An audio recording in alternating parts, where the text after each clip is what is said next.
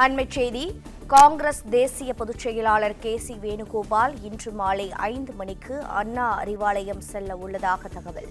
காங்கிரஸ் தொகுதி பங்கீடு பேச்சுவார்த்தை குழு தலைவர் சோடங்கர், மாநில காங்கிரஸ் கமிட்டி தலைவர் செல்வ பெருந்தகையும் அறிவாலயம் செல்ல வாய்ப்பு.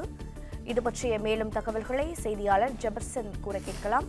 ஜெபர்சன், வணக்கம். ஆலோசனையின் முக்கியத்துவம் என்ன? தகவல்களை பதிவு செய்யுங்கள். வரக்கூடிய சட்டமன்ற தேர்தலில் திமுக காங்கிரஸ் கூட்டணி தொடர்ந்து நீடிக்க போகிறதா என்ற கேள்வி எழுந்திருந்த நிலையில்தான் நேற்று மத்திய முன்னாள் அமைச்சர் மூத்த அமைச்சர் ப. சிதம்பரம் நேரடியாக முதலமைச்சரை சந்தித்து ஆலோசனை மேற்கொண்டிருந்தார்.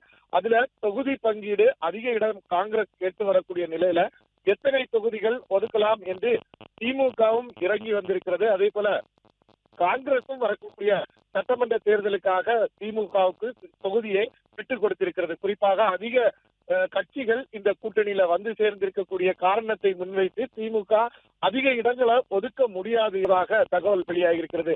இந்த நிலையில்தான் இதற்கான அதிகாரப்பூர்வமாக அவர்கள் முடிவெடுப்பதற்காக தற்போது காங்கிரஸ் கட்சியினுடைய தேசிய பொதுச் செயலாளர் கே.சி.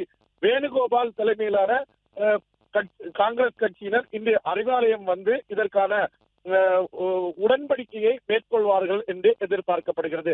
குறிப்பாக இன்று கடைசி நாளாக இந்த உடன்படிக்கையை மேற்கொள்வதற்காக திமுக கெடு விதித்திருந்ததாக சொல்லப்பட்டிருந்த நிலையில்தான் தற்போது கே.சி. வேணுகோபால் நேரடியாக சென்னை வருகிறார். அவர் நேரடியாக 4:30 மணியிலிருந்து 4:40 மணிக்கு சென்னை விமான நிலையத்தை வந்தடைய இருக்கிறார். 5 - 5:30 மணி அளவில் அறிவாலயம் செல்ல இருக்கிறார்.